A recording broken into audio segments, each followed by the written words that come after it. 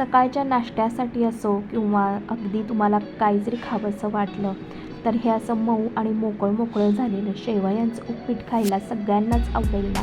पण शेवयांचं उपीट खात असताना त्याच्यामध्ये लदगा होतो किंवा अगदी चिकट होतं, तर असं होऊ नये यासाठीच आजच्या व्हिडिओमध्ये आपण काही ट्रिक्स सांगितलेल्या आहेत. त्यासाठीचं लागणारं साहित्य हे असं आहे: 1 वाटी शेवया, थोडेसे शेंगदाणे घेतलेले आहेत आणि कांदा आणि मिरची घेतली आणि बाकी फोडणीसाठीचं सामान. तर एका कढईमध्ये आपण ना 1 वाटी शेवया आहेत त्या तुपावरती भाजून घेत आहे. याच्यामध्ये मी 1 चमचाभर तूप घातलेलं आहे, जे तुम्हाला मी तो क्लिप दाखवायचे विसरले. असं छान भाजून घ्यायचं. त्यावेळेला गॅस थोडासा बारीक करायचा, म्हणजे मग अगदी ना सोनेरी रंगावरती आणि तुपाचा वास लागलेला अशा ना खूप छान अशा शेवया भाजून निघतात. या पद्धतीनं भाजून बघाच तुम्ही, म्हणजे ना तुम्हाला कळेल की या किती खमंग लागतात शेवया ते. आणि ह्या शेवया करत असताना ना असा झाराच वापरायचा, म्हणजे जी शेवई आहे ना ती तुटत नाही जास्तीत जास्त. आणि ह्या अशा पद्धतीनं सोनेरी रंगावरती ना आता आपल्या शेवया आहेत त्या भाजत आलेल्या आहेत.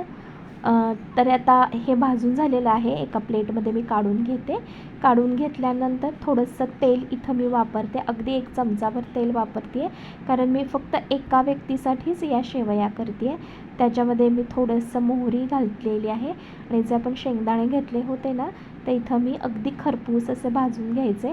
तुम्हाला आवडत असेल तर तुम्ही काढून घ्या, नाहीतर यातच ठेवले तरीसुद्धा चालू शकतात. तर मी ना हे असेच ठेवलेले आहेत, कारण मला ना हे परत ना असे दाताखाली आलेले आवडतात, म्हणून मी परत याच्यातच ठेवले. किंवा तुम्ही एखाद्या छोट्याशा वाटीत जरी काढून ठेवले ना आणि नंतर तुम्हाला ज्यांना आवडतात त्यांना वरती सर्व केले ना केले तरीसुद्धा चालू शकतात. शेंगदाण्याच्या ऐवजी तुम्ही इथं काजू वापरू शकता किंवा फुटाण्याची डाळसुद्धा वापरू शकता. आणखीन खूप सारे ऑप्शन आहेत.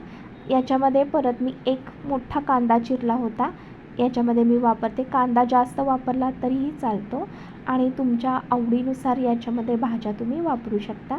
2 मिरच्या मी इथं चिरून घेतलेल्या होत्या, त्याही मी त्याच्या कांद्यासोबतच घालून घेते.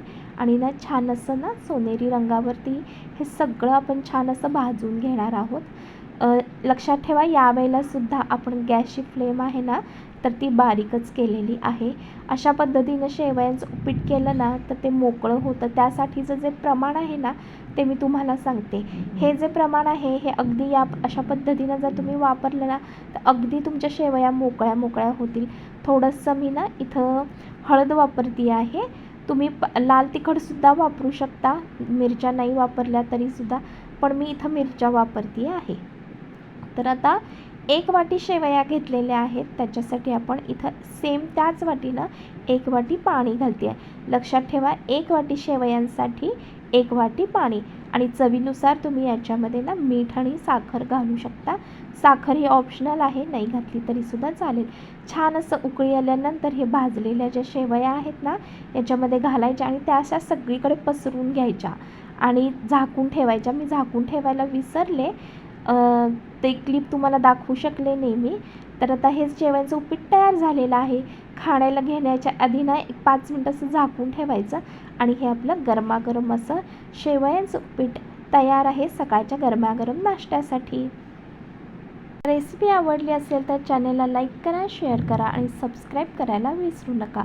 पुन्हा भेटूया नवीन एका व्हिडिओमध्ये. तोपर्यंत धन्यवाद. आभारी आहे सर्वांची.